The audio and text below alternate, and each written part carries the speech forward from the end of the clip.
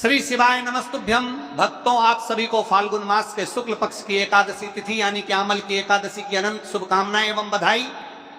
दोस्तों, आज की ये वीडियो बेहद ही महत्वपूर्ण एवं ज्ञानवर्धक होने वाली है, क्योंकि आज के इस वीडियो में हम जानेंगे कि साल 2026 में पड़ने वाली समस्त पापों का नाश करने वाली, मोक्ष प्रदान करने वाली और भगवान श्री हरि विष्णु व आंवले के वृक्ष में वास करने वाली शक्तियों की विशेष कृपा प्राप्त करवाने वाली आंवले की एकादशी किस दिन पड़ने जा रही है, 26 या 27 फरवरी। क्योंकि इस बार एकादशी तिथि को लेकर लोगों के बीच काफी असमंजस की स्थिति बनी हुई है। कोई 26 फरवरी तो कोई 27 फरवरी को एकादशी की सही तारीख बता रहे हैं। ऊपर से इस बार ये एकादशी या तो गुरुवार या तो शुक्रवार के दिन पड़ रही है, जो कि भगवान श्री हरि विष्णु और माता लक्ष्मी का दिन समझा जाता है, जिस वजह से व्रत की महत्ता कई हजार गुना बढ़ चुकी है। लोगों के बीच ये जानने की उत्सुकता और बढ़ गई है कि व्रत किस दिन रखें, ऐसे में आपको एकादशी रहना चाहिए या नहीं, व्रत कब खोलना है, जैसी संपूर्ण जानकारी आपको इसी वीडियो में प्राप्त होने वाली है। इसलिए भक्तों, निवेदन है आपसे, आज की इस बेहद ही महत्वपूर्ण एवं ज्ञानवर्धक वीडियो को थोड़ा समय निकालकर शुरू से बिना भगाए अंत तक देखकर जानना। निश्चित रूप से आपकी सारी उलझन, सारा कंफ्यूजन दूर हो जाएगा। भक्तों, धार्मिक मान्यताओं के अनुसार जब एकादशी तिथि का आगमन होता है तो तिथियों के घटबढ़ के कारण कभी कभी असमंजस होता है। ऐसे में हम आपके लिए हर बार की तरह इस बार भी वैदिक दृग पंचांग समेत अन्य सभी पंचांगों से सही तिथि निकाल कर लाए हैं, जिससे आप ये जान पाएं कि आपको आंवला की एकादशी का व्रत किस दिन रखना है। साथ ही जानेंगे व्रत कब और कैसे रखें, व्रत के दौरान किन नियमों का पालन आपको करना है। वहीं जिन भी भक्तों को जीवन में आरोग्य और अक्षय पुण्य की कामना है, उनके लिए भी हम बेहद ही खास उपाय लेकर आए हैं। इसके अलावा फाल्गुन के इस महीने की शुक्ल पक्ष की एकादशी के दिन किन चीजों को खाना है और कौन सी चीजें भूल कर भी आपको इस दिन नहीं खानी है। साथ ही हम जानेंगे कि इस दिन आपको किन कार्यों को जरूर करना चाहिए और कौन से ऐसे कार्य हैं जो इस दिन आपको भूल कर भी नहीं करने चाहिए। इसीलिए दोस्तों, इस वीडियो को शुरू से लेकर अंत तक बिना भगाए पूरा जरूर देखना। वैसे तो हिंदू पंचांग के अनुसार हर माह में 2 एकादशी तिथि आती है, एक कृष्ण पक्ष की और एक शुक्ल पक्ष की। पर फाल्गुन माह के शुक्ल पक्ष में पड़ने वाली इस आमल की एकादशी का महत्व शास्त्रों में बहुत अद्भुत बताया गया है। पद्म पुराण के अनुसार आमल एकादशी का व्रत करने से व्यक्ति को 1000 गोदान के बराबर फल प्राप्त होता है और उसके समस्त पाप, चाहे वो कितने भी पुराने क्यों ना हो, नष्ट हो जाते हैं। जो भी इस व्रत को श्रद्धा पूर्वक करता है उसे आंवले के वृक्ष में साक्षात भगवान विष्णु का आशीर्वाद मिलता है। चाहे वो कोई शारीरिक कष्ट हो या मानसिक चिंताएं, इस एकादशी को अत्यंत आरोग्यदायिनी और मोक्ष प्रदायिनी समझा जाता है। शास्त्रीय मान्यता है कि जो भी व्यक्ति इस आमल की एकादशी के व्रत को रख लेता है उसे अंत समय में सीधे भगवान के धाम यानी कि वैकुंठ की प्राप्ति होती है। इस व्रत की विशेषता बताते हुए कहा गया है कि यदि कोई व्यक्ति किसी कारणवश व्रत नहीं भी रख सकता है, फिर भी यदि वो आंवले के वृक्ष की पूजा आराधना करता है एवं शास्त्रों में बताया गया सिर्फ ये एक उपाय कर लेता है, तो उसे भगवान श्रीमन नारायण एवं माता लक्ष्मी जी का अद्भुत आशीर्वाद प्राप्त होगा। दोस्तों, वीडियो में आगे बढ़ते हैं, लेकिन उससे पहले यदि आप इस एकादशी तिथि पर अपने और अपने संपूर्ण परिवार के ऊपर भगवान श्री हरि विष्णु और माता लक्ष्मी जी की असीम कृपा प्राप्त करना चाहते हैं तो कमेंट सेक्शन में ओम नमो नारायण लिखकर हमारे चैनल को सब्सक्राइब जरूर कर लें। दोस्तों, शास्त्र अनुसार फाल्गुन माह के शुक्ल पक्ष की आम्ल एकादशी भगवान श्रीमन नारायण को प्रसन्न करने की सबसे उत्तम तिथि है। इस बार ये एकादशी और भी खास है क्योंकि ये शुक्रवार के दिन पड़ रही है। इसे एक शुभ संयोग समझा जाता है।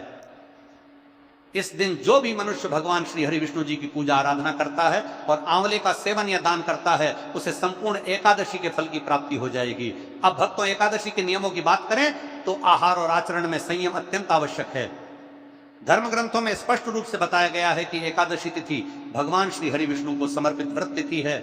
पद्म पुराण तथा स्कंद पुराण में एकादशी के दिन चावल के सेवन को महापाप बताया गया है। शास्त्रीय मान्यता है कि एकादशी के दिन चावल में पाप तत्व का वास होता है, इसलिए चावल या चावल से बना कोई भी पदार्थ इस दिन ग्रहण नहीं किया जाता। चाहे आप व्रत रहें या न रहें, आमल की एकादशी के दिन घर में चावल न बनाएं। आमल की एकादशी का मूल तत्व पवित्रता और आंवले का महत्व है। इस एकादशी में भगवान विष्णु को आंवला फल और तुलसी दल अर्पित करना अत्यंत पुण्यदायक समझा गया है। शास्त्रों में यह भी स्वीकार किया गया है कि इस दिन विशेषकर आंवले से बनी चीजें भगवान श्री विष्णु को भोग रूप में अर्पित की जा सकती हैं। आमल की एकादशी की कथा में बताया गया है कि कैसे एक शिकारी ने अनजाने में ही सही, लेकिन इस एकादशी का जागरण और व्रत देखा, जिसके असर से उसे अगले जन्म में राजा का पद प्राप्त हुआ। इसीलिए इस दिन सात्विक रहना बहुत जरूरी है। एकादशी के महत्व को बताते हुए शास्त्रों में यह श्लोक मिलता है, एकादश भंजी तंडुलान कदाचन, अर्थात एकादशी के दिन चावल का सेवन कभी नहीं करना चाहिए। इसी कारण आमल की एकादशी के दिन संयम पूर्वक व्रत का पालन करना, विष्णु सहस्त्र नाम का पाठ करना और आंवले का भोग अर्पित करना ही शास्त्र सम्मत विधि मानी जाती है। देखिए दोस्तों, इस बार फाल्गुन के शुक्ल पक्ष की यह एकादशी शुक्रवार को पड़ रही है। आपको भगवान विष्णु के साथ माता लक्ष्मी की भी आराधना करनी चाहिए। सबसे पहले आपको इस दिन कोशिश यही करनी है कि आप सूर्योदय से पूर्व उठ जाएं। उठकर स्नान आदि कर्मों से निवृत्त होकर भगवान के मंदिर को साफ करें। यदि संभव हो तो आंवले के वृक्ष के नीचे पूजा करें या घर में ही आंवले का फल रखकर भगवान को स्नान कराएं। उनका पंचामृत से अभिषेक करें। फिर गंगा जल से शुद्ध करके भगवान के श्री विग्रह को पीले वस्त्र पहनाएं। ले प्रभु मैं श्री हरि की कृपा और मोक्ष पाने के लिए आंवल की एकादशी व्रत का संकल्प करती हूँ। हे प्रभु मुझे यह व्रत श्रद्धा और नियम से पूरा करने की शक्ति दें। अब भगवान विष्णु की पूजा शुरू करें। पहले उन्हें जल, अक्षत, पीले फूल और तुलसी पत्र अर्पित करें। इसके बाद धूप और घी का दीपक दिखाएं। पूजा में आंवला और मिष्ठान का भोग लगाएं। इसके बाद भगवान विष्णु के मंत्रों का जाप करें, जैसे ओम नमो भगवते वासुदेवाय। अब आते हैं सबसे महत्वपूर्ण विषय पर। इस दिन किन कार्यों से आपको बचना चाहिए? सबसे पहले तो इस दिन का मूल भाव ही है संयम और ब्रह्मचर्य। इसीलिए किसी भी तरह का क्रोध, लोभ, हिंसा और दूसरों की निंदा इस दिन सर्वथा वर्जित माने गए हैं। आंवल की एकादशी के दिन किसी पर भी गुस्सा न करें। शास्त्रों में यह भी बताया गया है कि इस दिन पेड़ पौधों को नुकसान नहीं पहुंचाना चाहिए, लेकिन आंवले के वृक्ष को छूकर प्रणाम करना बहुत शुभ होता है। इस दिन घर को पूर्ण रूप से साफ रखें। यदि घर गंदा रहता है तो लक्ष्मी जी का वास नहीं होता। इस दिन बुजुर्गों और ब्राह्मणों का सम्मान करें। आंवले की एकादशी के दिन झूठा भोजन भूलकर भी ना करें और न ही किसी को कराएं। यह एकादशी पुण्य दिलाने वाली है। इसीलिए यदि आप मन में द्वेष रखकर व्रत करेंगे तो आपको फल नहीं मिलेगा। रात्रि को भगवान विष्णु का ध्यान करते हुए जागरण करना श्रेष्ठ समझा गया है। भजन, कीर्तन और मंत्र जाप के साथ ये रात्रि भगवान को समर्पित करें। आंवल की एकादशी की पौराणिक कथा अत्यंत पावन है। प्राचीन काल में चित्रसेन नामक राजा के राज्य में सभी लोग एकादशी का व्रत करते थे। एक बार फाल्गुन शुक्ल एकादशी यानी आंवल की एकादशी के दिन राजा अपनी प्रजा के साथ वन में आंवले के वृक्ष की पूजा कर रहे थे और रात्रि जागरण कर रहे थे। तभी वहां एक पापी शिकारी आया। वो भूख प्यास से व्याकुल था। उसने देखा कि लोग भगवान विष्णु और आंवले की पूजा कर रहे हैं, घी के दीपक जल रहे हैं। शिकारी वहां चुपचाप बैठकर सब देखता रहा। अनजाने में ही उसने भी उपवास किया और रात्रि जागरण किया। सुबह होते ही वो घर गया और भोजन किया। कुछ समय बाद उस शिकारी की मृत्यु हो गई। परंतु आंवल की एकादशी के अनजाने में किए गए व्रत और जागरण के असर से उसका जन्म एक राजा के यहाँ हुआ और वो वसुरथ नाम का महान राजा बना। एक दिन वो वन में भटक गया और सो गया। तभी कुछ डाकुओं ने उसे मारना चाहा, लेकिन राजा के शरीर से एक दिव्य देवी प्रकट हुई और उन्होंने सभी शत्रुओं का नाश कर दिया। जब राजा जागा तो आकाशवाणी हुई कि ये सुरक्षा तुम्हें उस आंवल की एकादशी के व्रत के पुण्य असर से मिली है जो तुमने पूर्व जन्म में किया था। भगवान विष्णु ने कहा कि आंवल की एकादशी का व्रत इतना असरशाली है कि ये घोर पापियों को भी मोक्ष और राजयोग प्रदान कर सकता है। इस कथा से यह स्पष्ट होता है कि एकादशी का व्रत केवल विधि से नहीं बल्कि भाव और सानिध्य से भी फल देता है। आंवल की एकादशी के दिन दीपक का उपाय अत्यंत पवित्र, शांतिदायक और शीघ्र फल देने वाला समझा गया है, क्योंकि यह दिन पूर्ण रूप से भगवान विष्णु और आंवले के वृक्ष को समर्पित होता है। संध्या समय सूर्यास्त के बाद घर के मंदिर या आंवले के वृक्ष के नीचे या तुलसी के पास दीपक जलाया जाता है। इस दिन घी का दीपक विशेष रूप से शुभ समझा गया है। दीपक जलाते समय मन को शांत रखते हुए भगवान विष्णु का स्मरण करना चाहिए। यदि आंवले के वृक्ष के नीचे दीपक जलाया जाए तो मनुष्य के जीवन से रोग और दरिद्रता हमेशा के लिए समाप्त होने लगती है। यह उपाय विशेष रूप से उन लोगों के लिए फलदायी समझा गया है जिनके स्वास्थ्य में अक्सर उतार चढ़ाव बना रहता है। भक्तों जानते हैं सही तिथि और मुहूर्त के बारे में जिसका आप वीडियो की शुरुआत से इंतजार कर रहे थे। वैदिक पंचांग के अनुसार आंवल की एकादशी तिथि का आरंभ 27 फरवरी 2026 की रात 1233 से होगा और इसका समापन 27 फरवरी 2026 की रात 10:32 पर होगा। हिंदू धर्म में उदया तिथि को प्रधान समझा जाता है, यानी जिस तिथि में सूर्योदय होता है उसी दिन व्रत रखा जाता है। 27 फरवरी की सुबह सूर्योदय के समय एकादशी तिथि विद्यमान रहेगी, इसलिए आंवल की एकादशी का व्रत 27 फरवरी 2026 दिन शुक्रवार को ही रखा जाएगा। 26 फरवरी को यह व्रत नहीं है। वहीं भक्तों व्रत खोलने का समय यानी पारण 28 फरवरी 2026 शनिवार को सुबह 6:47 बजे से 96 बजे के बीच किया जाएगा। याद रखें द्वादशी तिथि के भीतर ही पारण करना शुभ होता है। तो भक्तों आप निश्चिंत होकर 27 फरवरी शुक्रवार को ही ये पावन व्रत धारण करें और आंवले के वृक्ष की पूजा कर भगवान विष्णु की कृपा प्राप्त करें। आंवल की एकादशी का दिन केवल एक व्रत या तिथि नहीं बल्कि आत्मा को शुद्ध करने और भगवान श्री हरि की कृपा प्राप्त करने का दिव्य अवसर समझा जाता है। इस पावन दिवस पर मनुष्य को अपने विचारों, व्यवहार और कर्मों को अत्यंत पवित्र बनाना चाहिए, क्योंकि मान्यता है कि इस दिन किए गए छोटे से भी शुभ कार्य का फल अनेक गुना बढ़ जाता है। इसीलिए सबसे पहले मन को शांत और निर्मल रखना आवश्यक है। क्रोध, कटु वचन, किसी का अपमान करना या मन में ईर्ष्या रखना इस दिन से दूर रहना चाहिए, क्योंकि नकारात्मक भावनाएं व्रत की आध्यात्मिक ऊर्जा को कम कर देती हैं। झूठ बोलना, छल करना, दूसरों की निंदा करना और विवाद में पड़ना भी स्थिति पर अशुभ समझा गया है। इसीलिए मधुरवाणी और विनम्र व्यवहार अपनाना चाहिए। इस दिन भोजन के प्रति संयम रखना अत्यंत आवश्यक है। सात्विकता का पालन करें, तामसिक या नकारात्मक ऊर्जा वाले पदार्थों से दूर रहें और जितना संभव हो मन, वचन और कर्म से पवित्रता बनाए रखें। प्रातःकाल ब्रह्म मुहूर्त में उठकर स्नान करना, स्वच्छ वस्त्र धारण करना और भगवान का स्मरण करना अत्यंत फलदायी समझा जाता है। घर और पूजा स्थान की साफ सफाई करना भी एक तरह की साधना है, क्योंकि बाहरी शुद्धता मन की शुद्धता का प्रतीक मानी जाती है। इस दिन आमलकी अर्थात आंवले के वृक्ष का विशेष महत्व बताया गया है, इसलिए श्रद्धा से उसके निकट दीपक जलाना, जल अर्पित करना और भगवान विष्णु का ध्यान करना शुभ समझा जाता है। यदि संभव हो तो भक्ति भाव से मंत्र जाप, विष्णु सहस्त्र नाम का पाठ या भगवान के नाम का निरंतर स्मरण करना चाहिए, क्योंकि नाम स्मरण ही सबसे सरल और श्रेष्ठ साधना है। आलस से अधिक निद्रा या दिन भर समय व्यर्थ करना इस दिन से बचना चाहिए, क्योंकि यह तिथि आत्मिक उन्नति के लिए जागरूकता और अनुशासन की प्रेरणा देती है। किसी भी जीव को कष्ट देना, पेड़ पौधों को नुकसान पहुंचाना या कठोर व्यवहार करना भी वर्जित समझा जाता है।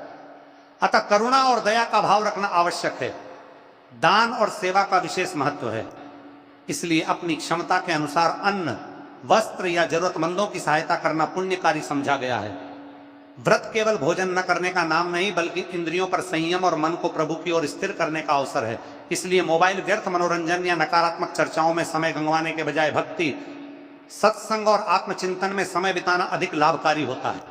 घर में शांति बनाए रखना, परिवार के साथ प्रेम पूर्वक व्यवहार करना और बड़ों का आशीर्वाद लेना आध्यात्मिक उन्नति के मार्ग को सरल करता है। इस दिन अहंकार को त्याग कर विनम्रता अपनाना चाहिए, क्योंकि भगवान को सरल और निष्कपट हृदय सबसे प्रिय होता है। व्रत के दौरान मन में यह भावना रखनी चाहिए कि यह तप केवल व्यक्तिगत लाभ के लिए नहीं, बल्कि आत्मा की शुद्धि और समस्त जगत के कल्याण के लिए है। यदि किसी कारण से पूर्ण उपवास संभव न हो तो भी श्रद्धा और नियम का पालन करते हुए सात्विक आहार लिया जा सकता है, लेकिन लालच या स्वाद के लिए खाने से बचना चाहिए। संध्या समय दीपदान, भगवान की आरती और प्रार्थना करना मन को अद्भुत शांति प्रदान करता है। रात में भी यथासंभव भगवान के नाम का स्मरण करते हुए सोना चाहिए, ताकि दिन भर की साधना पूर्णता को प्राप्त हो सके। आमल की एकादशी हमें यह सिखाती है कि सच्ची पूजा बाहरी आडंबर से अधिक अंतःकरण की पवित्रता में है। इसलिए इस दिन हर कार्य श्रद्धा, प्रेम और कृतज्ञता के साथ करना चाहिए। जब मनुष्य इस तिथि पर अपने विचारों को सकारात्मक रखता है, दूसरों के प्रति दया का भाव रखता है और भगवान की भक्ति में मन लगाता है, तभी व्रत का वास्तविक फल प्राप्त होता है। इस दिन किए गए छोटे छोटे सत्कर्म भी आत्मा को प्रकाश की ओर ले जाते हैं और जीवन में शांति, संतुलन और आध्यात्मिक प्रगति का मार्ग खोलते हैं। इसलिए आम्ल की एकादशी पर सबसे बड़ा नियम यही है कि मन में भगवान के प्रति अटूट विश्वास रखा जाए, हर कर्म को पूजा समझकर किया जाए और दिन भर यह अनुभव किया जाए कि ईश्वर हमारे भीतर ही विराजमान है। जब यह भावना जागती है, तब व्रत केवल एक परंपरा नहीं रहता, बल्कि आत्मा और परमात्मा के मिलन का पावन उत्सव बन जाता है। आमल की एकादशी का दिन भगवान श्री हरि की उपासना के साथ साथ आंवले के वृक्ष की पूजा के लिए भी अत्यंत पवित्र समझा गया है। शास्त्रों में आंवले को दिव्य ऊर्जा का प्रतीक बताया गया है और यह समझा जाता है कि इस दिन आंवले में स्वयं भगवान विष्णु का वास होता है। इसलिए जो भक्त श्रद्धा और शुद्ध भाव से आंवले का उपाय करते हैं, उन्हें विशेष आध्यात्मिक फल प्राप्त होता है। ये उपाय केवल बाहरी पूजा नहीं, बल्कि मन, विचार और जीवन को शुद्ध करने का माध्यम भी समझा जाता है। आंवले की एकादशी के दिन किए जाने वाले आंवले के उपाय जीवन में सकारात्मकता, सुख, शांति और आध्यात्मिक उन्नति का द्वार खोलते हैं। इस पावन दिन की शुरुआत प्रातःकाल ब्रह्म मुहूर्त में उठकर स्नान और भगवान का स्मरण करने से करनी चाहिए, क्योंकि शुद्ध मन और शुद्ध शरीर ही पूजा को पूर्णता प्रदान करते हैं। स्नान के बाद स्वच्छ वस्त्र धारण कर भगवान विष्णु का ध्यान करें और मन में संकल्प लें कि आज का दिन भक्ति, संयम और सत्कर्म को समर्पित रहेगा। आंवले के उपाय की सबसे सरल और असरशाली विधि यह है कि यदि आपके आसपास आंवले का वृक्ष हो तो उसके पास जाकर श्रद्धा से जल अर्पित करें। जल चढ़ाते समय मन में भगवान विष्णु का नाम लें और यह भावना रखें कि जैसे ये जल वृक्ष को जीवन देता है, वैसे ही भगवान की कृपा आपके जीवन में ऊर्जा और सकारात्मकता भर दे। जल अर्पित करने के बाद वृक्ष के नीचे दीपक जलाना अत्यंत शुभ समझा जाता है। दीपक ज्ञान और प्रकाश का प्रतीक, जो अज्ञान और नकारात्मकता को दूर करता है। यदि संभव हो तो घी का दीपक जलाएं और शांत मन से कुछ क्षण ध्यान करें। इस समय भगवान विष्णु के मंत्रों का जाप या सरल रूप से नमो भगवते वासुदेवाय का स्मरण करना बहुत फलदायी समझा जाता है। आंवले के वृक्ष की परिक्रमा करना भी इस दिन विशेष महत्व रखता है। परिक्रमा करते समय मन में कृतज्ञता का भाव रखें और भगवान से प्रार्थना करें कि जीवन की कठिनाइयां दूर हो तथा मन में स्थिरता और श्रद्धा बनी रहे। परिक्रमा की संख्या अपनी श्रद्धा और सामर्थ्य के अनुसार रखी जा सकती है, लेकिन ध्यान रहे कि इसे जल्दबाजी में नहीं बल्कि भक्ति भाव से किया जाए। यदि किसी कारण से आंवले का वृक्ष पास में ना हो तो घर में आंवले का फल रखकर भी पूजा की जा सकती है।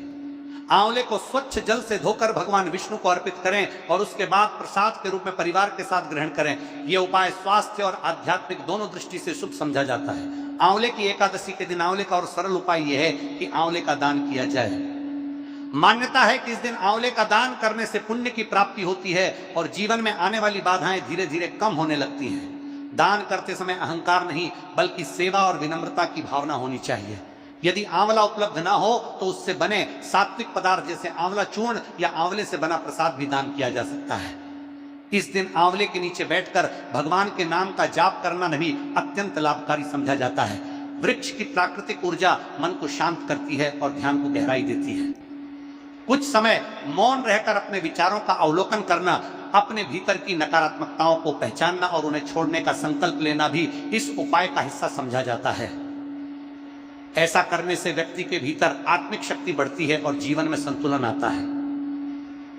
आंवले का सेवन भी इस दिन शुभ समझा गया है क्योंकि इसे आयुर्वेद में अमृत तुल्य बताया गया है। हालांकि व्रत के नियमों का पालन करते हुए इसे प्रसाद या सात्विक रूप में ही ग्रहण करना चाहिए। समझा जाता है कि आंवला शरीर को शुद्ध करता है और मन को स्थिर बनाता है, इसलिए इसे आध्यात्मिक साधना के साथ जोड़ा गया है। एक महत्वपूर्ण उपाय यह भी है कि आंवले के वृक्ष के पास बैठकर अपने जीवन के लिए सकारात्मक संकल्प लें। यह संकल्प केवल भौतिक इच्छाओं तक सीमित न होकर आत्मिक उन्नति, परिवार की सुख, शांति और समस्त जीवों के कल्याण के लिए होना चाहिए। जब संकल्प निस्वार्थ होता है तब उसकी ऊर्जा अधिक असरशाली मानी जाती है। आंवले की एकादशी पर आंवले का उपाय करते समय कुछ बातों का ध्यान रखना भी आवश्यक है। वृक्ष के पास स्वच्छता बनाए रखें, उसे नुकसान न पहुंचाएं और पत्तियां या शाखाएं अनावश्यक रूप से न तोड़ें। पूजा का उद्देश्य प्रकृति के प्रति सम्मान और कृतज्ञता प्रकट करना है, इसलिए प्रेम और संवेदनशीलता का भाव रखना चाहिए। यदि आप घर में पूजा कर रहे हैं तो भगवान विष्णु की मूर्ति या चित्र के सामने आंवला रखकर दीपक जलाएं, तुलसी पत्र अर्पित करें और भगवान का स्मरण करें। पूजा के बाद आंवले को प्रसाद के रूप में ग्रहण करें या जरूरतमंदों में बांट दें। यह प्रतीकात्मक रूप से यह दर्शाता है कि ईश्वर से प्राप्त कृपा को दूसरों के साथ साझा करना ही सच्ची भक्ति है। आंवले के उपाय का आध्यात्मिक अर्थ भी समझना चाहिए। आंवला दृढ़ता, शुद्धता और दीर्घायु का प्रतीक है। जैसे उसका स्वाद शुरू में खट्टा लगता है लेकिन बाद में मिठास का अनुभव होता है, वैसे ही जीवन की कठिनाइयां भी धैर्य और श्रद्धा से अंततः सुख में बदल जाती हैं। यही संदेश आंवले की एकादशी देती है कि संयम और भक्ति से जीवन की हर चुनौती को पार किया जा सकता है। संध्या के समय पुनः दीपक जलाकर भगवान विष्णु की आरती करना और दिन भर की साधना के लिए धन्यवाद देना चाहिए। रात को सोने से पहले भगवान का नाम स्मरण करें और यह अनुभव करें कि आज का दिन केवल पूजा का नहीं बल्कि आत्मा की शुद्धि का एक अवसर। इस तरह आंवले की एकादशी के दिन आंवले का उपाय केवल परंपरा नहीं बल्कि प्रकृति, भक्ति और आत्मिक जागृति का सुंदर संगम है। जब यह उपाय श्रद्धा, विनम्रता और प्रेम से किया जाता है तब मन को गहरी शांति मिलती है और जीवन में सकारात्मक परिवर्तन आने लगते हैं। यही इस पावन दिन का वास्तविक संदेश है कि ईश्वर का सच्चा अनुभव बाहरी कर्मकांड से अधिक भीतर की पवित्रता और निष्कपट भक्ति में छिपा हुआ है। बनारस में अर्थात में इस एकादशी के साथ ही होली का उत्सव आरंभ हो जाता है जो आगे पूर्णिमा तक चलता है। बनारस में जो होली मनाई जाती है ना, वो रंग भरी एकादशी से शुरू हो जाती है क्योंकि इस दिन भगवान शंकर और माता पार्वती बनारस पधारे हैं। इसीलिए इस दिन आपको अगर संभव हो तो भगवान शंकर और माता पार्वती का पूजन भी एकादशी के व्रत पूजन के साथ ही कर लेना चाहिए। आइए पूजन विधि आरंभ करते हैं। सामग्री आपको देते हैं, वो सामग्री आप एकत्र कर लीजिए और उसके बाद हम पूजन आरंभ करेंगे। सामग्री में भगवान श्री हरि विष्णु की कोई तस्वीर या प्रतिमा आपके पास होगी, महालक्ष्मी साथ में हो तो और उत्तम है। इसमें यदि आपके पास प्रतिमा हो तो सर्वोत्तम मानी जाएगी क्योंकि आप प्रतिमा को अभिषेक भी करा सकते हैं। तो पूजा में सामग्री में आपको हमने बताई, तस्वीरें आपको चाहिए, तस्वीर के साथ में प्रतिमा यदि हो तो उत्तम है। भगवान गौरी मतलब पार्वती माता और भगवान शंकर की कोई प्रतिमा या तस्वीर आपके पास हो वो रखिएगा। आपके पास आंवले का कोई गमला होगा, पौधा होगा, उसको अगर वो अंदर आ सकता है, घर में जहां पूजा का जो स्थल है वहां आ सकता है तो वहां ले आइए। अगर कोई वृक्ष है तो ये सारी की सारी सामग्री आपने करनी है उस वृक्ष के वहां पर, क्योंकि आंवले का पूजन तो आपको अवश्य करना ही है इस एकादशी में, क्योंकि वो आंवले का वृक्ष अंदर नहीं आ सकता तो आप बाहर जाकर पूजन कर लीजिए, वहां बैठकर पूजन कीजिए, पर आंवले का पूजन अवश्य कीजिए। जो माताएं बहनें ये कहती हैं कि उनके पास आंवले का पेड़ नहीं है, पौधा नहीं है, तो आप आंवले का फल ले लीजिएगा, आंवले का फल लीजिएगा। इसके अतिरिक्त सामग्री में रोली, मोली, पान, सुपारी, लौंग, इलायची, धूप, दीप, नए खुले पुष्प फूलों की माला आपके पास हो तो फूलों की माला एक शुद्ध जल लीजिएगा और शुद्ध जल से पहले उसमें गंगा जल मिलाएगा। त्रिवेणी का जल हो तो त्रिवेणी का जल मिलाएगा और उसमें शुद्ध जल भर के रख लीजिएगा। ये सारी सामग्री आपने एकत्र करनी है। इत्र अगर मिल जाता है तो और उत्तम है, और जनेऊ अगर आपके पास हो तो वो भी रख लीजिएगा, बहुत उत्तम रहेगा। जनेऊ दो रखिएगा, अगर रख रहे हैं तो एक भगवान शंकर के लिए और एक भगवान श्री हरि विष्णु के लिए। 2 पान के पत्ते अगर आपके पास हो तो 2 पान के पत्ते रखिएगा, या पान का बना बनाया बीड़ा भी आप लाए, मीठा पान भी रख सकते हैं। ये सारी सामग्री आप एकत्र कीजिए, आसान लगा के बैठ जाइए, उत्तर दिशा की ओर मुख करके सबसे पहले सारी सामग्री का शुद्धिकरण करेंगे, फिर आप विधि विधान से भगवान की स्थापना करेंगे और फिर विधि पूर्वक पूजन करेंगे। शुद्धि करने के लिए पुष्प लीजिए, उसको जो लोटे में जल भरा है उसमें डुबो और सारी सामग्री पर, और जहां बैठे हैं वहां सभी जगह पर जल के छींटे दीजिए। हम यहां से मंत्र पढ़ते हैं, ओम अपवित्रः पवित्रो वा सर्वावस्थान गतो पिवा, यह स्मरेत पुंडरीकाक्षं स बाह्याभ्यंतरः शुचिए। इस प्रकार सभी जगह पुष्प से छींटे दीजिए, इससे शुद्धिकरण हो जाएगा इस स्थान का। अब भगवान की स्थापना करेंगे। भगवान की स्थापना करने के लिए यदि आपके पास चौकी है तो चौकी पर भगवान को विराजमान करेंगे। चौकी नहीं है तो आप पृथ्वी पर भी विराजमान कर सकते हैं। जहां भी आप भगवान को स्थापित कर रहे हैं, विराजमान कर रहे हैं, वहां पर पुष्प बिखरा दीजिए, थोड़े से पुष्प छोड़ दीजिए और उसके ऊपर भगवान को स्थापित कीजिए। पुष्प भावना ये रखिए कि आप आसन के रूप में दे रहे हैं, आप भगवान को आसन दे रहे हैं कि भगवान ये आसन है, इसको आप ग्रहण कीजिए, यहां पर विराजमान हो। इस प्रकार से आपको पुष्प रखने हैं और उसके ऊपर भगवान को स्थापित कर देना है। इसी प्रकार से माता पार्वती और भगवान शंकर को भी स्थापित करना है। पुष्पासन के रूप में दीजिए और उनको स्थापित कीजिए। आंवले को भी अर्पित कीजिए। इस दिन कुंभ पूजा का भी विधान बताया गया है, तो कुंभ पूजा अगर आप कर सकते हैं तो उत्तम रहेगा। कुंभ पूजा कैसे होगी, इसके लिए घड़ा लीजिएगा। पिछली जो एकादशी थी, अगर आपको लग रहा हो तो वो एकादशी अलग थी, उस पर अलग घड़े का विधान था, और ये संपूर्ण रखना है, एक घड़ा रखना है। इसमें केवल इसमें भगवान की स्थापना घड़े के ऊपर नहीं करनी है, पर हाँ, इसका भी जब आप कथा का वृतांत सुनेंगे तो आपको ज्ञात होगा कि इसमें भी जो विधि बताई गई है उसमें घड़े का प्रयोग आवश्यक बताया गया है। तो यदि आपके लिए संभव हो तो एक घड़ा लीजिएगा और घड़े को जल से भर के और कलश के रूप में स्थापित कीजिएगा। कलश के रूप स्थापित करेंगे तो रखने से पहले वहां पर पुष्प रख दीजिएगा आसन के रूप में और उसके ऊपर स्थापित कर दीजिएगा। घड़े को इसके ऊपर श्रीफल रखिएगा, नारियल रखिएगा, नारियल का मुख अपनी तरफ करके रखिएगा, ऐसे रखिएगा कि उसका जो मुख है वो आपकी तरफ हो, और दीपक स्थापित कीजिएगा। घी का दिया लगाइए। घी का दिया भगवान के सीधे हाथ की तरफ लगाया जाता है। घी का दिया रखिएगा और घी के दिए के नीचे भी आपको पुष्प रखना है, क्योंकि दीपक भी बिना आसन के नहीं रखा जाता है। और ये जो जलाया जाता है ना दीपक, सर्वप्रथम ये हमारी पूजा के साक्षी होते हैं, ये अग्निदेव होते हैं और ये हमारी पूजा के साक्षी देव हैं। इनको अपने स्थान से हिलाया नहीं जाता है, उठाया नहीं जाता है जब तक कि पूजा पूर्ण नहीं हो जाती। धूप भी रख दीजिए साइड में एक तरफ, क्योंकि हमने घी के दिए का स्थान बताया है। यदि कोई माता, बहन, भाई, बंधु तेल का दिया जला रहे हो, क्योंकि तिल के तेल का दिया भी आप जला सकते हैं, जिनके देसी घी ना हो तो वो उल्टे हाथ की तरफ, भगवान के लेफ्ट हैंड की तरफ आपको तिल के तेल का दिया या किसी भी तेल का दिया जलाना चाहिए। दिए की स्थापना हो गई, कलश की स्थापना, भगवान की स्थापना होगी। आंवला आपने स्थापित कर दिया। आंवले का वृक्ष यदि आपके पास नहीं है तो आंवले का फल स्थापित कीजिए। आंवले का एक फल लीजिए, आंवला लीजिए और उसको पुष्प के रूप में आसन देकर वहां पर विराजमान कर दीजिए। सबकी आपने स्थापना कर दी है। अब हम व्रत का संकल्प करेंगे, पूजन का संकल्प करेंगे और तदुपरांत सबकी पूजा करेंगे। संकल्प करने के लिए अपने सीधे हाथ में जल लीजिए। 1 रुपया का सिक्का दक्षिणा के रूप में कम से कम रखिए और 3 बार बोलिए, सातरूप श्री विष्णु, श्री विष्णु, श्री विष्णु। अपना नाम, अपना गोत्र, जिस स्थान पर बैठकर आप संकल्प कर रहे हैं, का मकान नंबर, क्षेत्र का नाम, शहर का नाम, फाल्गुन मासे शुक्ल पक्ष, आमल की रंग भरी एकादशी, आयाम, पुण्य तिथि, आयुरारोग्य प्राप्ति अर्थात धन संपत्ति प्राप्ति अर्थात संतान सुख प्राप्ति अर्थात एकादशी, मध्य आंवला, श्री हरि विष्णु, शंकर, पार्वती, व्रत, पूजन, संकल्प, करिष्य। और बोलिए, श्री विष्णु शरणम प्रपदे और वह संकल्प भगवान के चरणों में अर्पित कर दीजिए, क्योंकि यहां पर भगवान विराजमान है। तो आपको बताइए, भगवान श्री हरि विष्णु के चरणों में अर्पित कर दीजिएगा। संकल्प करने के बाद हम पूजा आरंभ करते हैं, भगवान की पूजा में आगे बढ़ते हैं। तो सबसे पहले आपको जल आचमनी करनी है। जल आचमनी करने के लिए अपने सीधे हाथ में जल लीजिएगा और पी जाइएगा। एक मंत्र पर एक बार जल पीना है। हम मंत्र यहां से